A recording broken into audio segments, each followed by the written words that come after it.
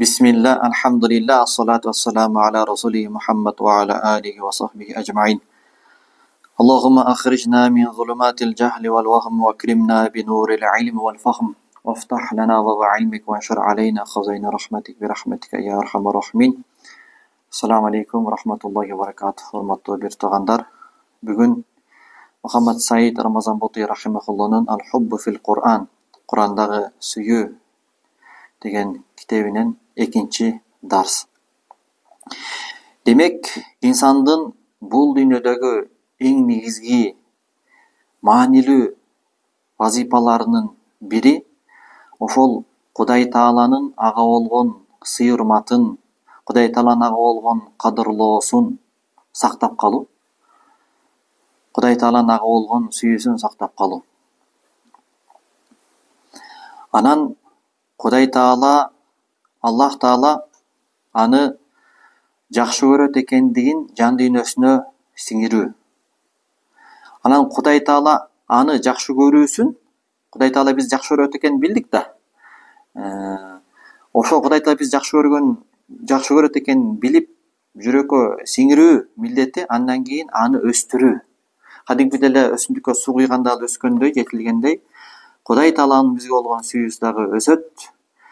Биз Кудай Тааланын буйруктарына баш ийүүбүз менен жана ал ыраазы болгон жолдо бекем болуу менен.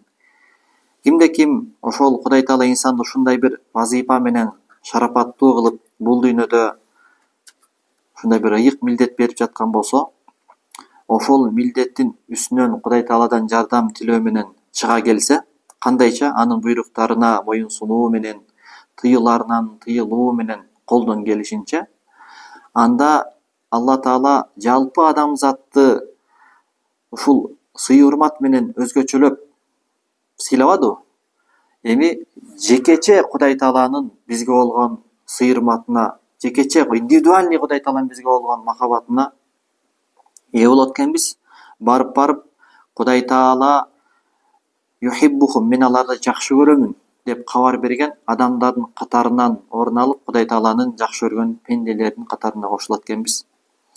Эгерде Кудай Тааланын Кур'ани Каримдеги астаиду билла, инналлаха юхиббут таввабина ва юхиббул мутатаххирин, чынында Аллах Таала тооба келтиргендерди жакшы көрөт жана таза болгондорду жакшы көрөт, руханий таза болгондорду жана материалдык булганыч нерселерден денесин, кийимин, жашаган жайын таза туткандарды Кудай Таалам жакшы көрөт деген аятты окуганда, ошондой эле астаиду билла, инналлаха юхиббул мухсинин, Аллах Таала ихсан кылуучуларды, өз ыктыяры менен милдеттүү болбосо дагы адамдарга жакшылык кылуучуларды сүйөт.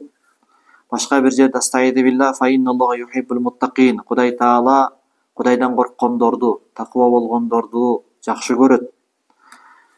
Башка бир аятта, Соф сүрөсүндө, астаиду билла, инналлаха юхиббул лазина юкатилуна фи сабилиги соффан кааннахум буньянун марсус, чынында Аллах Таала анын жолунда баягы буньянун марсус, бири-бирине кынапталып тизилген дуал, имарат кирпичтер менен бири-бирине кынапталып тизилет да, ажырагыс болуп, ошондой болуп, бир сап болуп Кудай жолунда күрөшкөндөрдү Кудайым сүйөт. Жокса башка бир аятта астаиду билла, кулин кунтум тухиббуналлаха фаттабиуни юхбибкумуллаху ва ягфир лакум зунубакум валлаху гафурур рахим.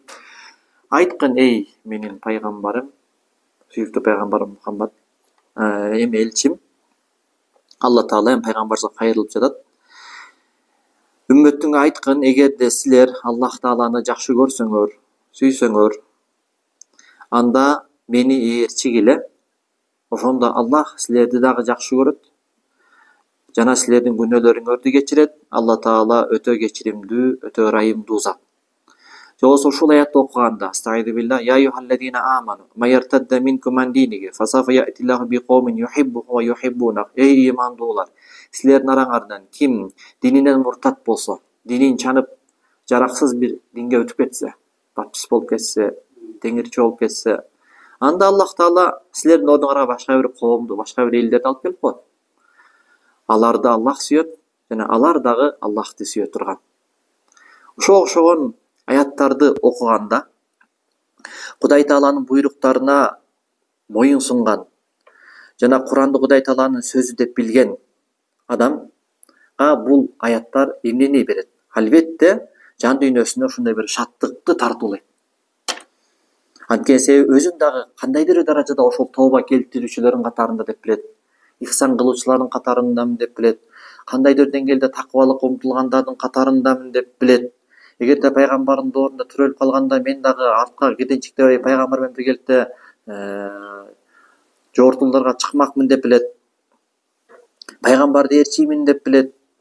Мен дагы ошол тооба келтиремин, мен дагы ошол тазаланууну, таза болууну сүйөм деп ушул аяттагы адамдардын катарынан өзүн кандайдыр бир деңгээлде билгендиктен бул аяттарды окуш менен Куран Аллахтын сөзү деп ыйман келтирген мусулман адамга жан дүйнөсүндө бул аяттарда бир канча жерлер Алла Таала мындайларды жакшы көрөт деп бир канча касиетке ээ болгон адамдарды жакшы көргөндүгүн кабарлаганын окуш менен анын жан дүйнөсүндө ушундай бир восторг, шаттык, сүйүнүч пайда болот.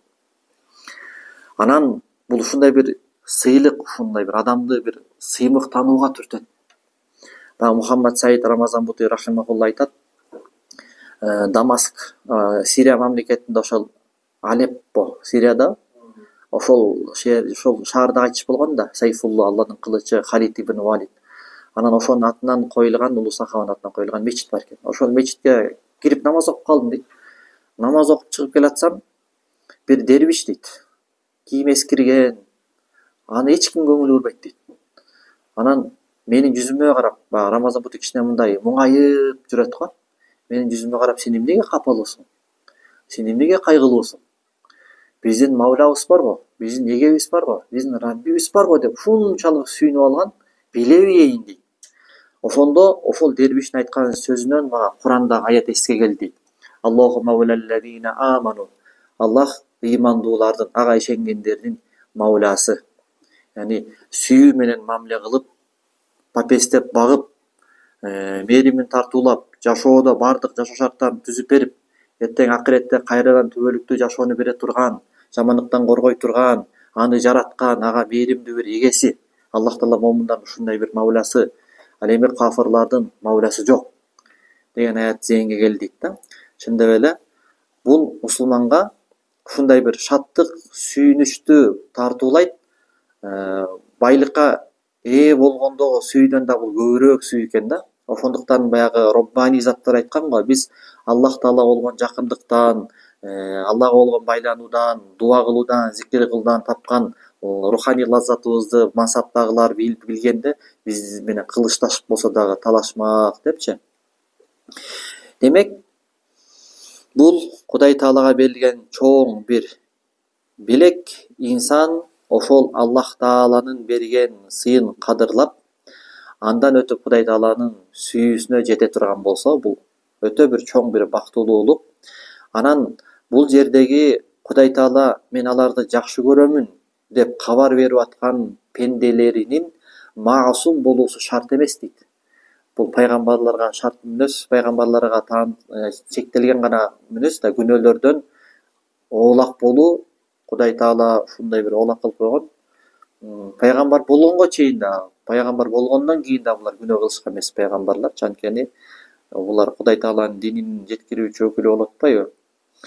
Анан берки сөздүк маанисин алып караганда деле мындай пайгамбар болбой туруп деле күнөө кылбаган олиялар, оолак болгондор бар да. Ошондой болуш шарт эмес дейт да. Бул ошол нафсиге жеңилип, күнөө жолунда кадамы тайып кеткен күнөөкөрлөрдү дагы өз ичине камтыйт. Бир шарт менен эси барда этегин жыйып, кеч болуп кала электе тооба кылып, Кудай Таалага чындап, чынчылдык менен тооба кылып кайткан болсо, анда бул аят аларды да камтып алат. Чындап эле тарыхта канчалаган адамдар болгон, өмүр баянын окусаң өтө жаман жолдор менен өткөн, бирок кийин кеч болуп кала электе тооба кылып кайтып, ушул аятта Кудай Тааланын сүйүүсүнө арзыган пенделердин катарынан орун алгандар толтура буга чейин да болуп келген. Замандаштарыбыздан дагы аябай көп. Балким биз деле ошолордун катарындабыз.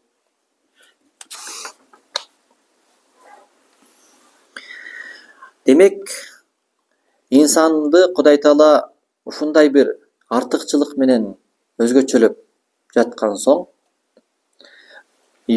пенде бул дүйнөдө Кудай Таала канчалык өмүр берсе, ошончолук жашагандан кийин соң акыры баардыгыбыз Кудай Тааланын алдына бараарда, сөзсүз түрдө эки натыйжанын бирөөсү менен кетет экенбиз да. Үчүнчү жол жок экен.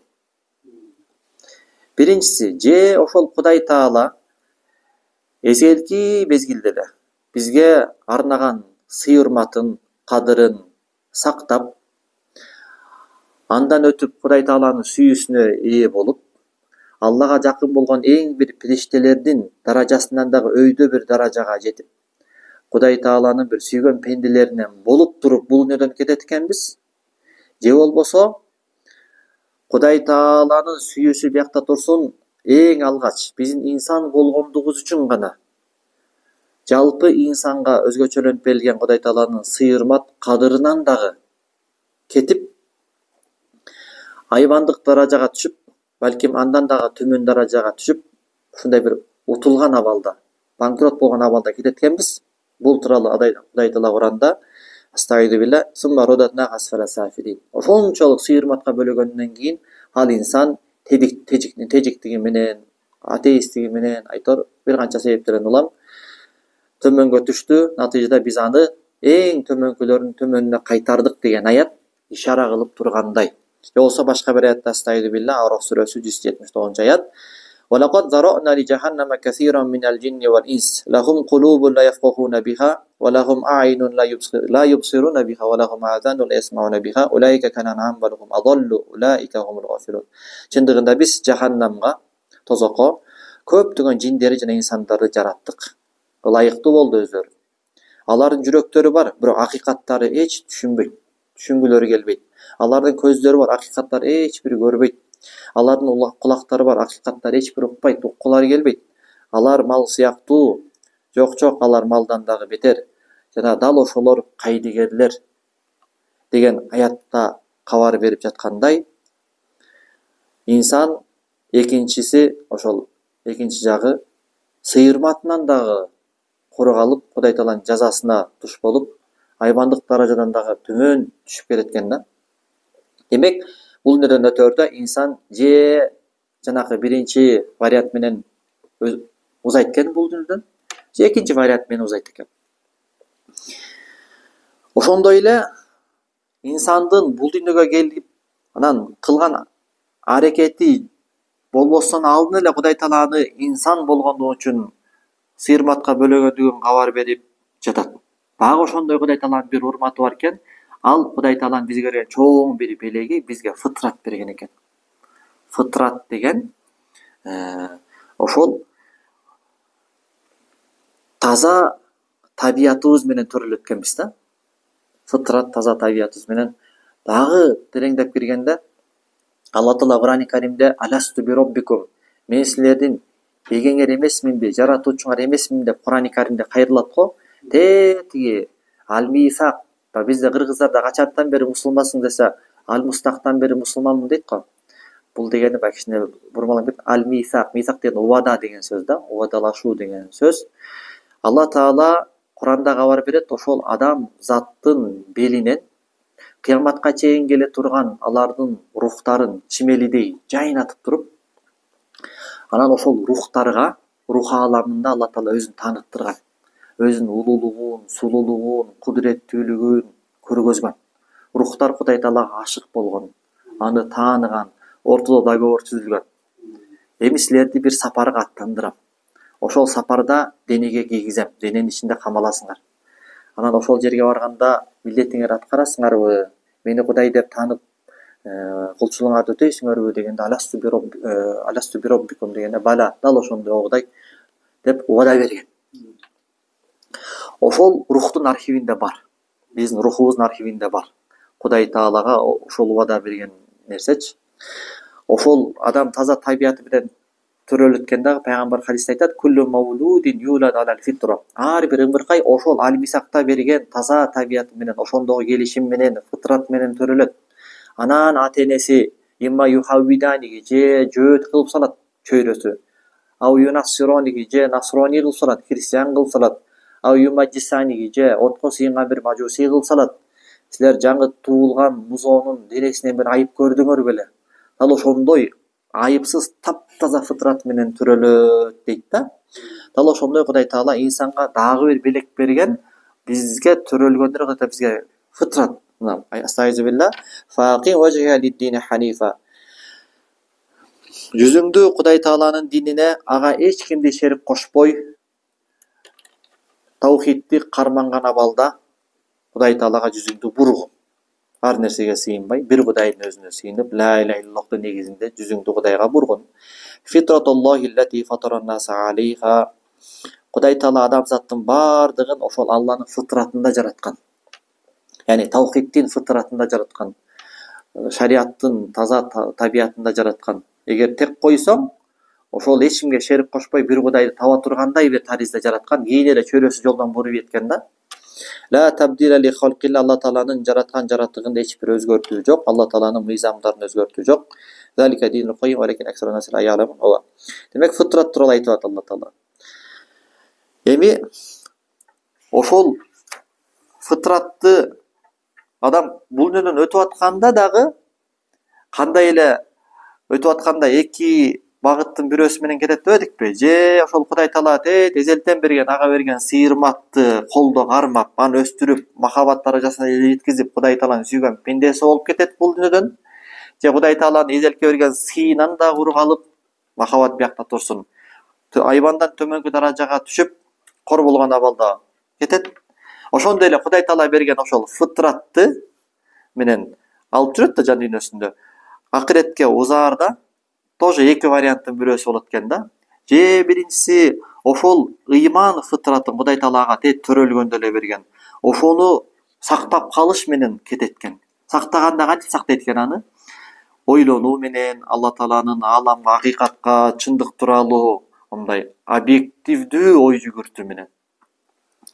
Илмий далилдерге сугарылуу менен, ааламдын бурхандарын окуш менен, ааламдын бурхан далилдерин окуш менен, ааламды эгер карасак баардыгы Кудай Тааланы таанытат да. Кудай Таала Куранда айтат го, табиятты карап Кудай Тааланы таанууга чакырат. Демек, табиятты жакшылап ой жүгүртүп карасак, баардык абал тилинде Кудайды таанытат экен да.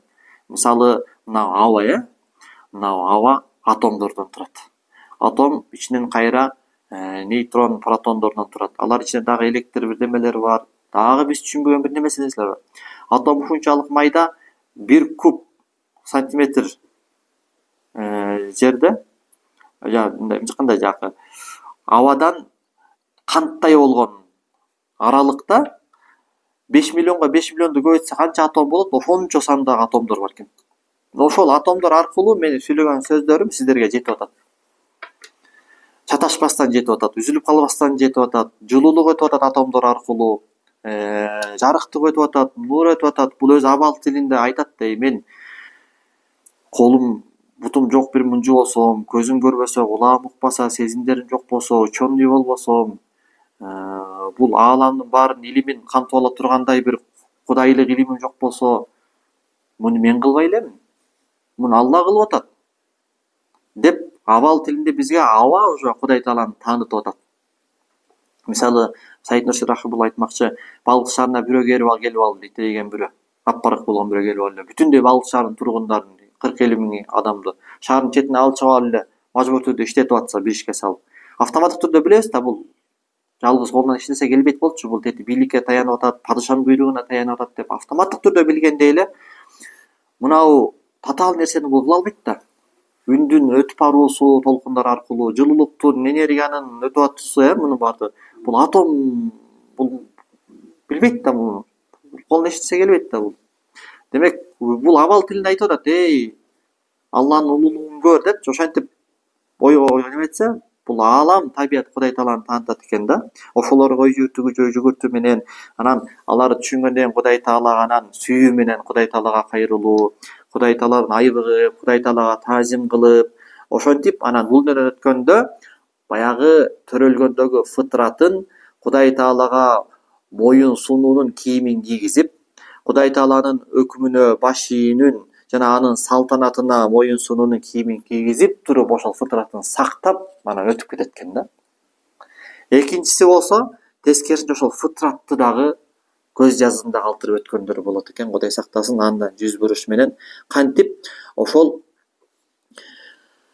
көңүл ачуулар менен, эми көңүл ачуу дегенде шариятта көңүл ачуу бар, арам жолдо көңүл ачуу менен, ашыкча көңүл ачуу менен, аймандык сезимдерибиз бар да. Эми мындай жаныбарлар менен орток болгон сезимдерибиз бар да. Алар дагы ашказанынын рахатын көздөйт, алар дагы ашказанынын ылдыйкы жактын рахатын көздөгөн, алар менен орток болгон сезимдердин артынан чуркап жүрүп, анан ошол азоо нафси каалоолорунун, эжа бербеген кумарларынын басымынын алдында баягы фытраты муунган абалда кетет экен да. Демек Алла Таала бул ошол фытрат тууралуу Кудай Таала Куранда айтып атат: "Код афлаха ман заккаха".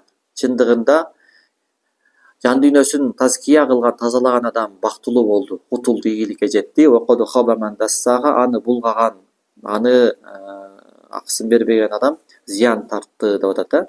Тагыраак айтканда, бул жерде Мухаммад Саид Рамазан Бути ыйман фытрасын, ошол Кудай Таала ага төрөлгөндө эле берген жан дүйнөсүндөгү ошол ыйман фытратын ислам тарбиясы менен өстүрүп, кулчулук суусу менен сугарган адам ийгиликке жетти. Тескерисинче азоо болгон, эжа бербеген кумар каалоолорунун топурагынын астында көмүп салган адам ошол ыйман фытратын бул зыян тартты. Анын ыйман фытратын тамагы болот экен да. Тамагын бербесең ал өлөт экен. Руханий, Кудай Таалага моюн сунуу, аны эстөө, ага кулчулук кылуу, аны жакшы көрүү, ойлонуу, ошол тамактар экен. Аны бербесең кадимгидей эле тирүү организмге тамак бербесең өлгөндөр эле калат экен. Ошентип анан кеткендер болот экен. Демек Кудай Таала инсанга эки артыкчылык берип атат. Инсан эч бир аракети жок эле. Бирөөсү анын эч бир аракет салымы жоктур эле, эзелтен эле мен инсан адам уулдарын урматтадым, сыйладым деп атат. Экинчиси, биздин эч бир аракетибиз жок эле. Кудай Таала тиги аль-Мисакта, рух аламында рухтардын берген убадасын дагы мээрим менен рухтун архивине сактап, ошол таза фытрат менен бизди бул дүйнөгө жөнөтүп атат. Кийин эле анан чөйрө бузуп салып атат.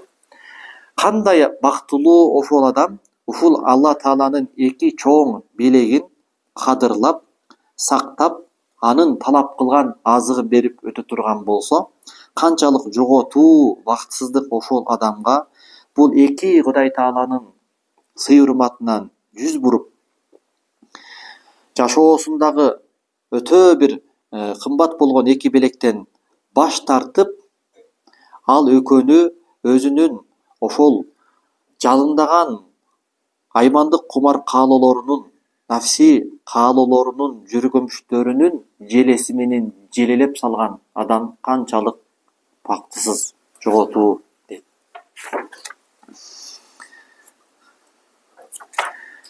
Андан кийин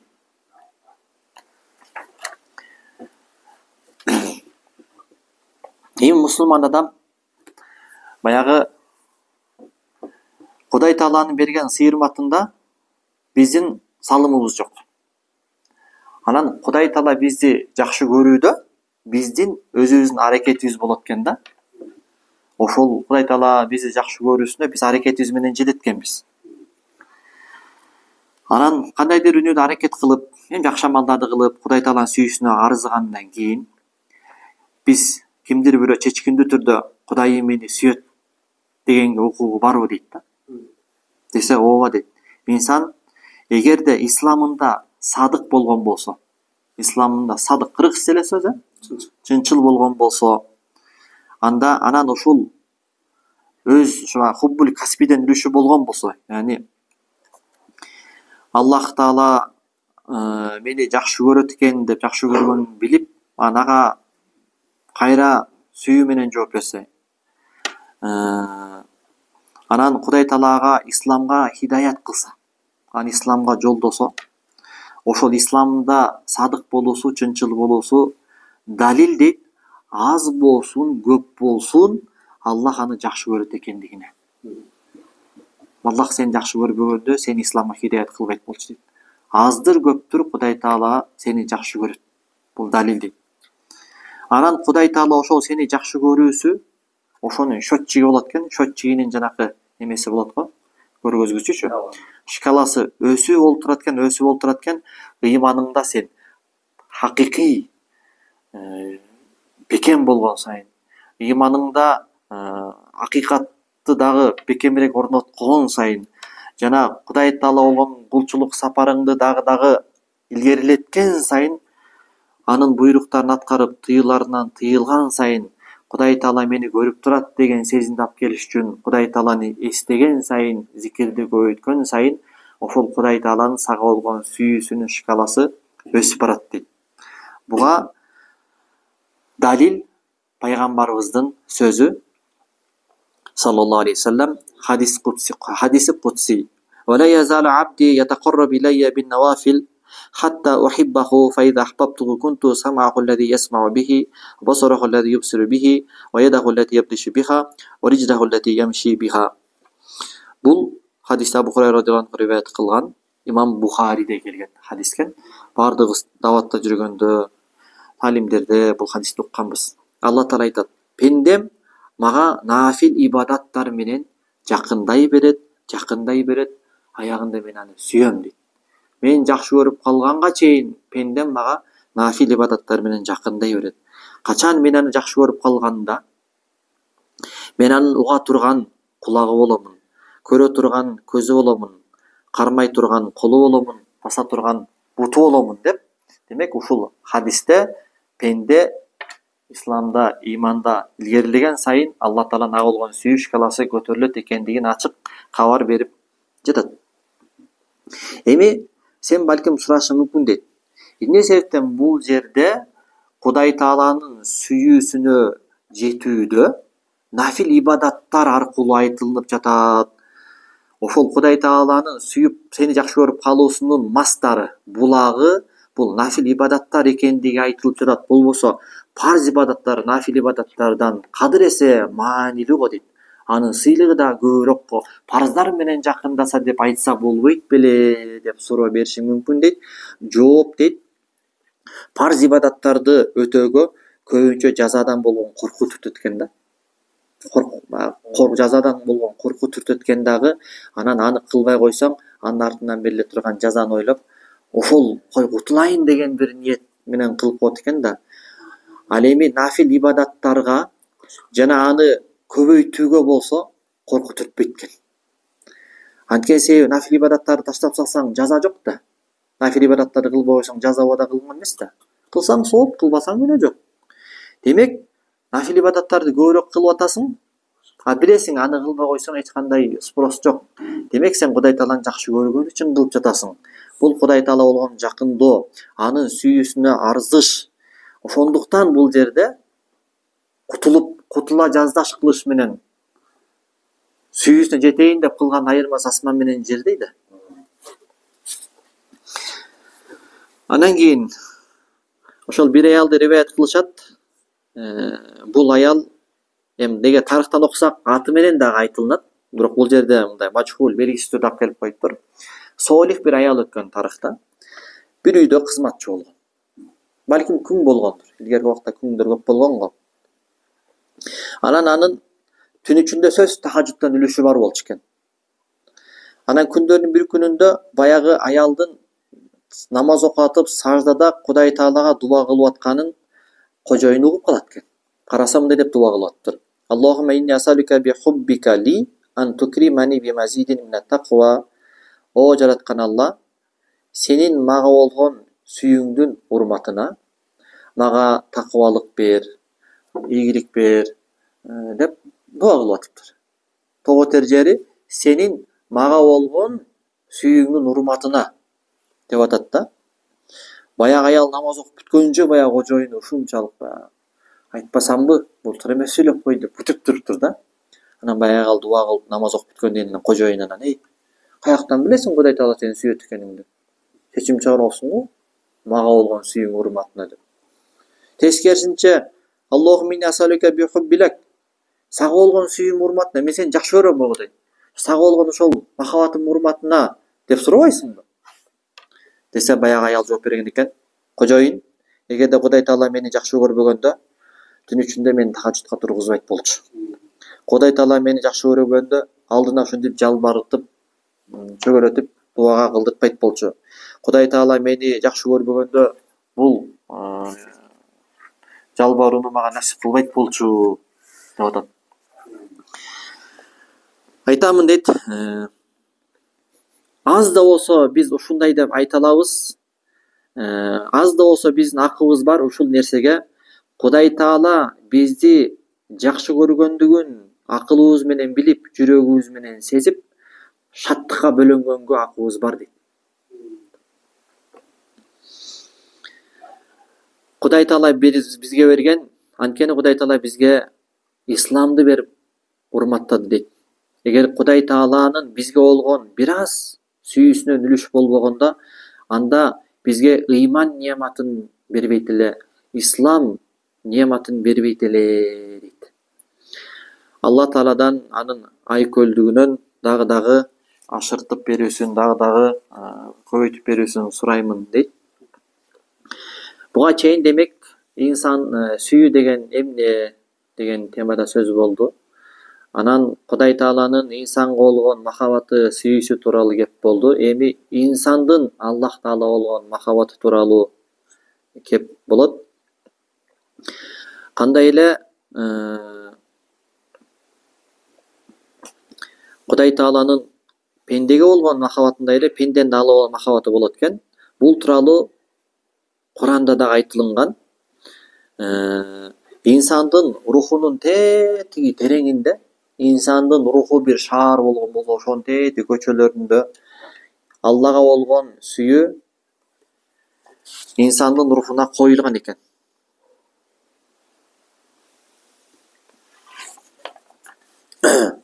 Бул тууралуу Кудай Таала Кур'ан-ы Каримде мындай деп баяндайт: Астаизу билла. Бул тет рух аламында, бул дүйнөгө сапарга келеликтен алдын, сапарга аттанаардан алдын.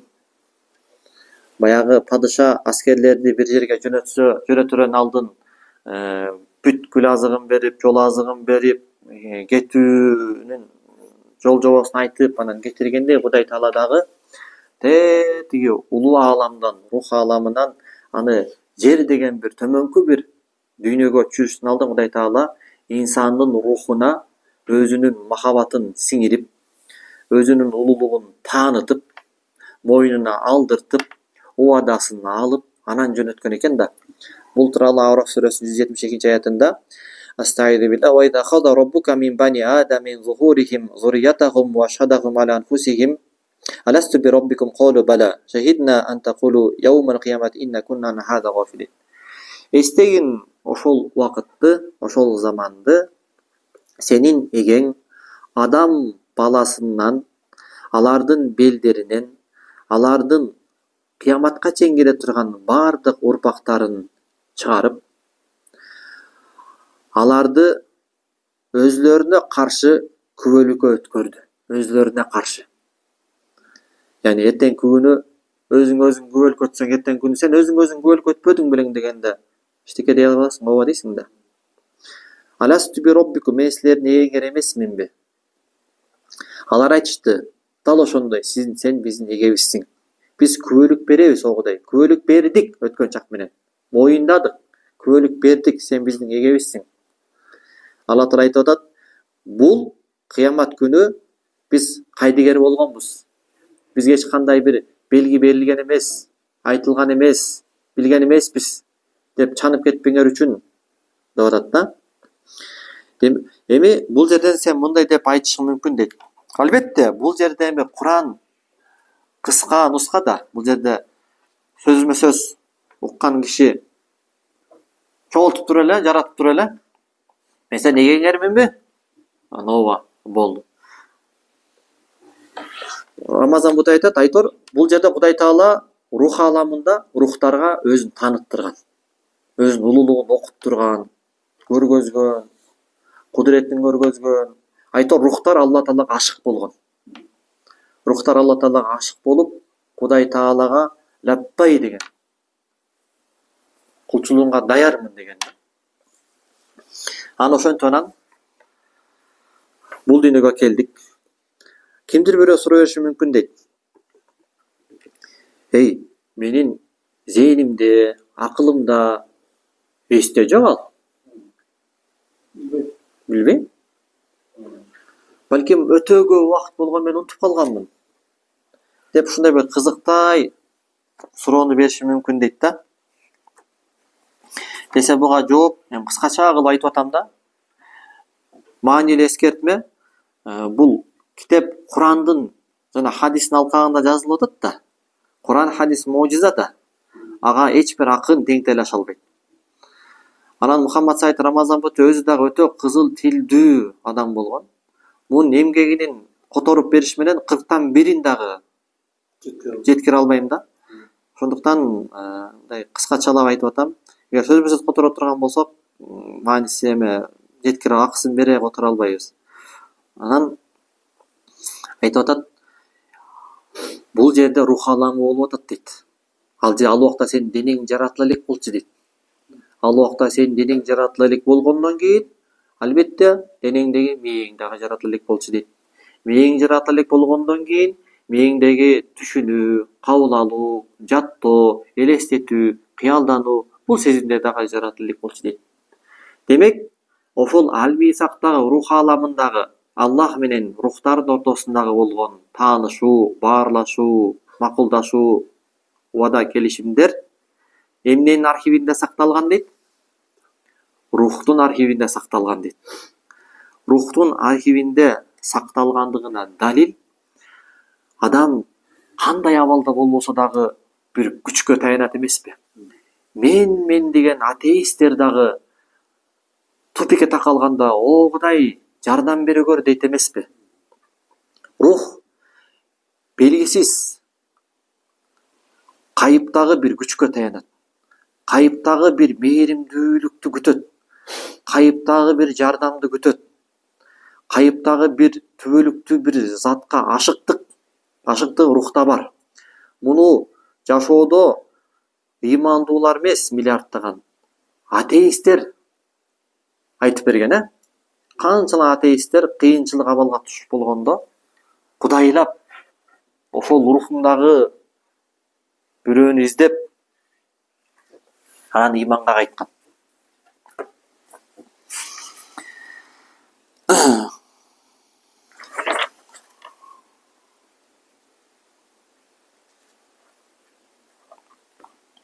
Анан дагы рух ар дайым ушундай бир сулуулукка, сулуу нерсеге умтулат экен.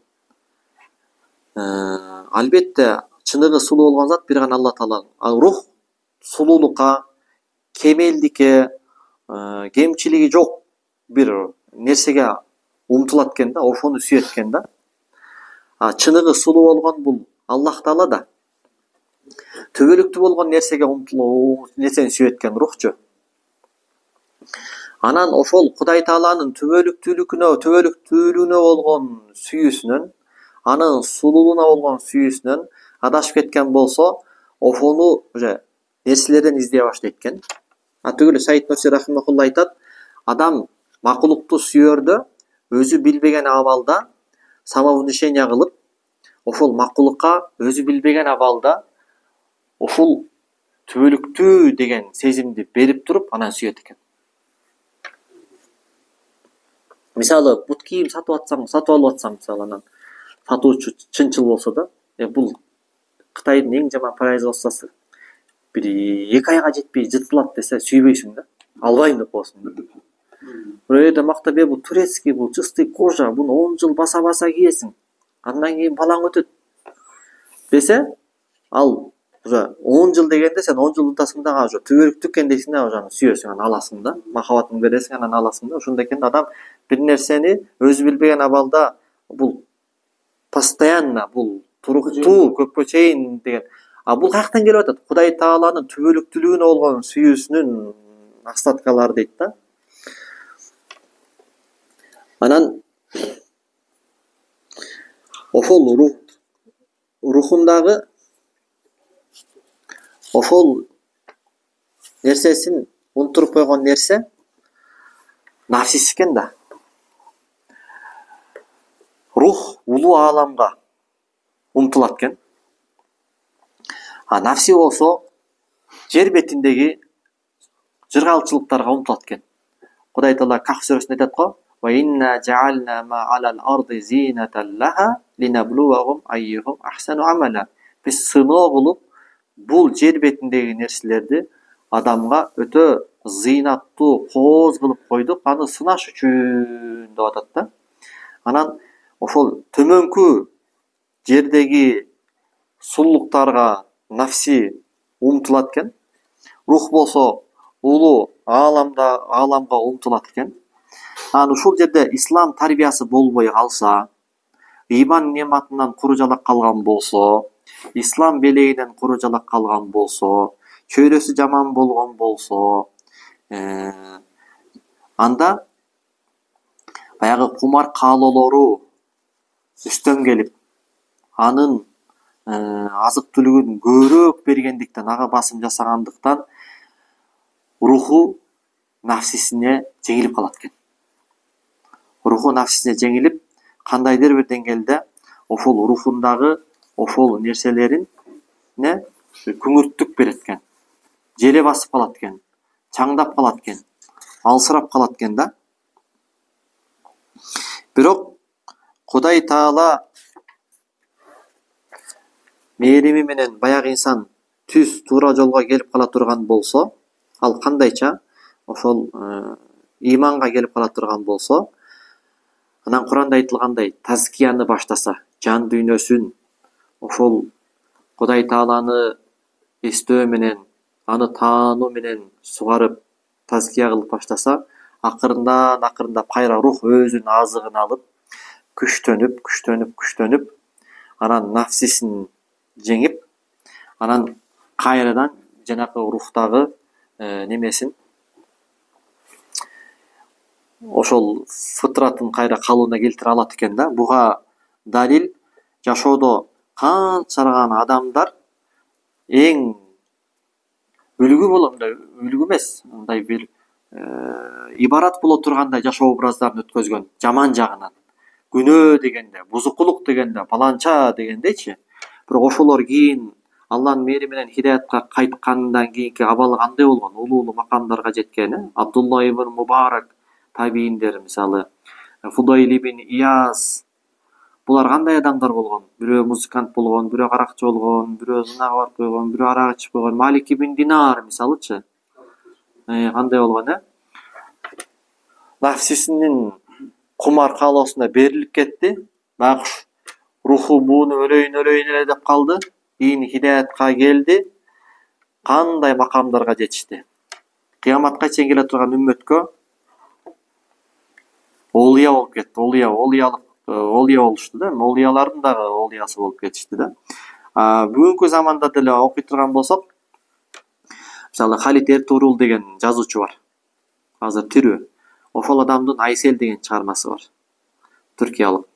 Анан Жанан деген чыгармасы бар. Ыйманга суусаган жигит, өзүн издеген адам, өзүн издеген аял деген эмгектери бар. Болгон окуялар. Кат түрүндө ошол түркиялык жарандардан келген, кээ бирөөсүн өзү барып зыярат кылып, маек кылып жазып алган болгон окуялар.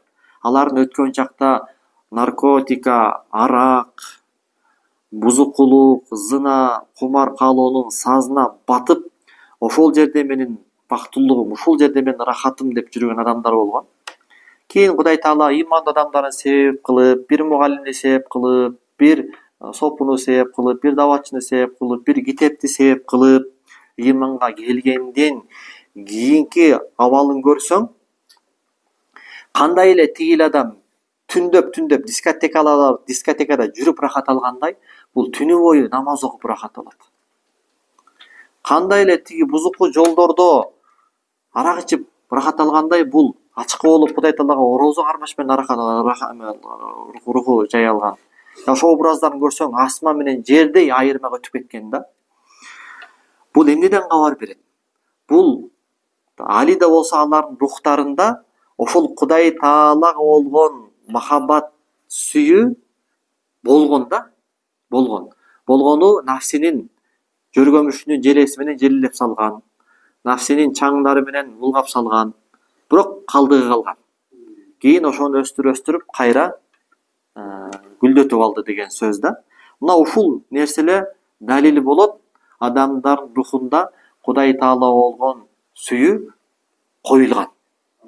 Биз төрөлгөнгө чейин эле биздин рухтарыбыз Кудай Таалага ашык болгон. Ошондуктан бул дүйнөдө ошол сулуу нерселерди сүйгөнүбүз, бул ошол Кудай Таала биздин эй пендем, чыныгы сулуу зат менмин, мени сүйгүн, сен адашып аны башкага берип алдың дегендейчи. Алла баягы инналлаха жамилун юхиббул жамал. Алла Таала сүйүү, Алла Таала сулуу жана сулуулукту жакшы көрөт дейт. Пенденин руху ошол толук кемел болгон, түбөлүктүү болгон затты сүйөт экен да. Анан адашып кеткенде ошол сүйүүсүн башка нерселерден издейт экен, бирок алардан кайра шапалак жейт экен. Анткени туура тапкан жок да. Дүнүйө деп дүнүйө ушул рухум меники бир нерсени эле куса болуп атат, адашып кетти да. Даректен адашты. Ушул дүнүйөнү тапсам, бай болсом бактылуу болом го деп ойлойт, бирок бай болуп көрөт. Дагы эле жан дүйнөсүндө тынчтык жок, жыргалчылык жок, бейпилчилик жок. Мансапка жетип көрөт. Сулуу аялдарга үйлөнүп көрөт. Жашоодо бардык рахаттарды колдонуп көрөт. Дагы да болсо жүрөктөрүнө тынчтык жок. Анткени чыныгы сүйүктүүсүн таппай атат да рухчу. Алла Таала Кур'ан-ы Каримде айтып атпайбы? Ала би зикриллахи татмаиннул кулуб. Көңүл бургула, жүрөктөр Алла Тааланы эстөө менен рахат алат депчи. Ал эми ошондуктан эмне себептен менмин деген адамдар өз жанын кыйганга барган? Мисалычы, Дейл Карнеги китептери дүйнөлүк бестселлер. Ушул психологияда тээти чоктогу пиктеги адам, бирок өзүнүн жанын өзү кыйып өлтүрдү. Мисалы, менмин деген байлар, менмин деген актерлар, ырчылар, миллионерлер, миллиардерлер өзлөрүн өзлөрү өлтүрүп салды да. Анткени себеби ошол руху ачка калды. Сүйүктүүсүнө умтулайын десе, Кудай Таала сыноо кылып дененин капасына камап койгон. А денеси болсо адашып кумаркалоонун артынан кетип калды. Байкуш рух сүйлөсө үн угулбай калды, камалып калды. Анан адам болсо кыйналып атат. Бир нерсе жетпей атат, куса болуп атат. Анан ал байкуш дүйнөлүк нерсени издеп коюп жүрө берет да. Алла хидаят берип эле, анан ошол кандай эле ошол миллионерлер, миллиардерлер, ырчылар, актерлор жан дүйнөсүндөгү пустота болгондуктан өздөрүнүн жандарын кыйып өлтүргөндөй эле ошолордун арасынан канчасы ыйманга келип, исламга келип,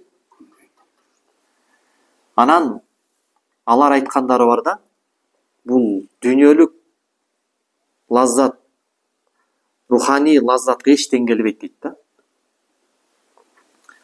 Жараткан Алла Таала бардыгыбызды